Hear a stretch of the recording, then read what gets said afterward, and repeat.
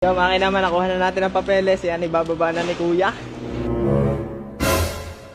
Eh paano? Di pa daanin, nakapiraso? Wow!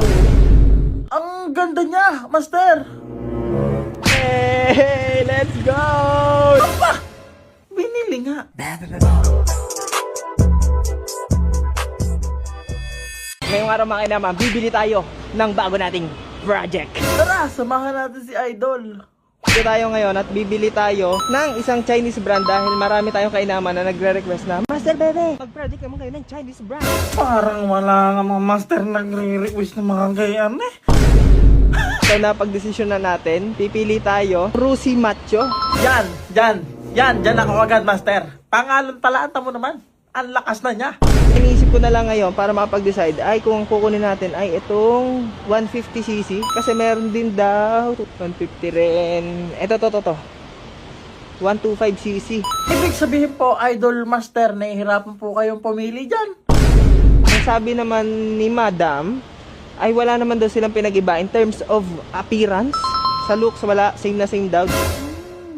Opo. Pero base sa ating research, meron pa pala. Meron pang 175cc. Naman!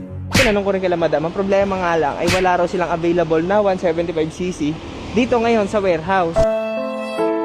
Nalulungkot ako, Master Idol. Walang stock. Ngayon, isipin pa natin kung anong kukunin natin, 125 o 150. Pero gusto ko sana talaga 175. Pero yon mga kainaman, talaga naman pag-atin ng araw, may dumating silang truck. At ito, ipinababa, hindi ko na na-i-video. Ipinababa, ano nga, 175 nga. Ang galing. Meron. Meron. Buti naman. Boy, 175cc nga, boy. Wow, wala naman. Buti naman, may natago pa silang isa.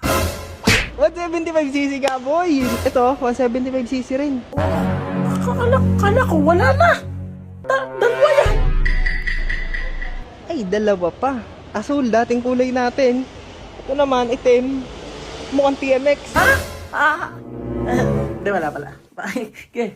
Talagang atin ang araw na ito para makakabili nga. Alin ang atin dyan? Parehas lang din naman kasi re-repaint din naman natin parehas.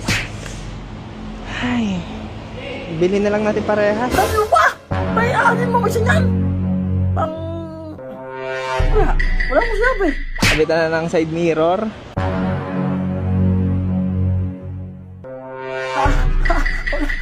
Wala.